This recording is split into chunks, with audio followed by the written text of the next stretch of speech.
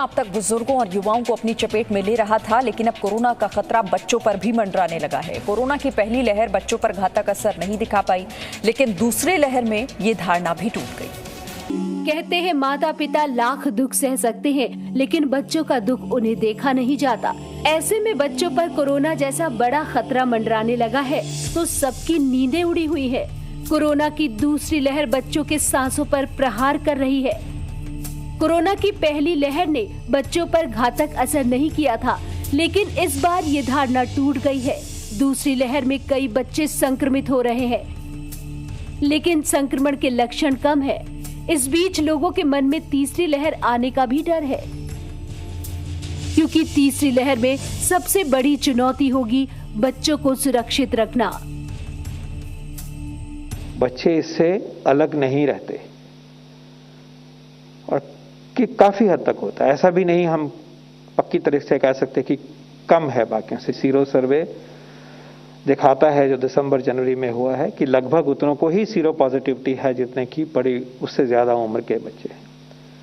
Sero positivity rate between 10 to 17 is रफली the same age let's say between 30 to 40। तो बच्चों में संक्रमण होता है। सीरो सर्वे के मुताबिक अगस्त से जनवरी के बीच बच्चों में एंटीबॉडी करीब 30 से 40% पाए गए हैं। सीरो सर्वे का आंकड़ों पर नजर डालें तो पहला सीरो सर्वे अगस्त 2020 28% लोगों में एंटीबॉडी पाई गई। इसमें 16% बच्चे शामिल हैं जो 18 वर्ष से कम के हैं। दूसरा सीरो सर्वे सितंबर 2020 24% लोगों में एंटीबॉडी पाई गई। इसमें 17% बच्चे सामने आए। अक्टूबर 2020 24% लोगों में एंटीबॉडी मिली। इसमें 16% बच्चे शामिल हैं। जनवरी 2021 50% लोगों में एंटीबॉडी मिली। 52% इसमें बच्चे थे जिनमें एंटीबॉडी पाई गई। वहीं नीति आयोग के सदस्य डॉक्टर वीके पॉल ने कहा कि बच्चों में आसानी से संक्रमण फैल सकता है, लेकिन बच्चों में संक्रमण बेहद माइल्ड होगा। लेकिन फिर भी बच्चों को इन्फेक्शन से बचाना बेहद जरूरी है।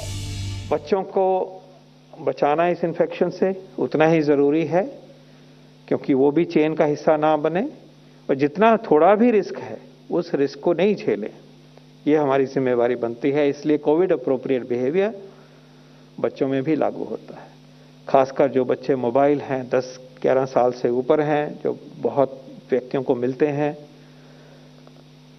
इंटरेक्ट करते हैं, वो आदत हम उनमें भी डालें कोविड अप्रोप्रिएट बिहेवियर की, तो चेन्स ऑफ ट्रांसमिशन को रोकने में मदद मिलेगी। कोरोना की दूसरी लहर के बीच वायरस के स्वभाव बदलने को लेकर सरकार भी चिंतित है। बच्चों को संक्रमण से बचाने के लिए प्रधानमंत्री नरेंद्र मोदी भी हर राज्य के डीएम से बातचीत की और उनसे गांव और शहर के संक्रमित आंकड़ों को समीक्षा करने की अपील कर रहे हैं। वायरस म्यूटेशन की वजह से अब युवाओं और बच्चों के लिए भी ज्यादा चिंता जताई जा रही है। अभी तक हमारी जो रणनीति रही है, आपने जिस तरह फील्ड में काम किया है, उसने इस चिंता को उतना गंभीर होने से रोकने में मदद तो की है, लेकिन हमें आगे के लिए और अधिक तैयार रहना ही होगा। कोरोना से बच्चों को बचाने के लिए स्वास्थ्य मंत्री हर्षवर्धन भी बार बार अपने अफसरों को हिदायत दे रहे हैं और उसी के मुताबिक रणनीति बनाने पर जोर दे रहे हैं। हमारी जो हेल्थ फैसिलिटीज हैं उनको हम अपग्रेड करते हुए, वहाँ इंफ्रास्ट्रक्चर को रैंप अप करते हुए, विशेष रूप से बच्चों के लिए जो हमें एक्सपर्ट्स की सहायता से विशेष प्रयास करने हैं, उनके ऊपर भी हम लोग सब मिलकर खास ध्यान करें।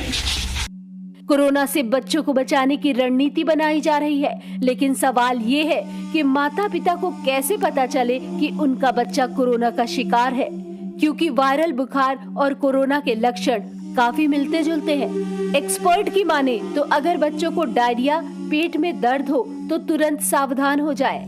इसके अलावा उल्टी, तेज बुखार, सांस लेने में दिक्कत, हल्की खांसी, नाक का बहना भी कोरोना के लक्षण है। लेकिन जब बच्चा जल्दी थकने लगे, भूख कम हो जाए तो इसे नजरअंदाज ना करें। राहत की बात यह है कि कोरोना से संक्रमित बच्चे ठीक भी हो रहे हैं, यानी कोरोना से खतरा तो है, लेकिन बच्चों में वायरस की मारक क्षमता कम है। फिर भी कोरोना से सावधानी जरूरी है। Bureau report, ji media. Presenting B News app, available on Google Play and App Store. Download it now.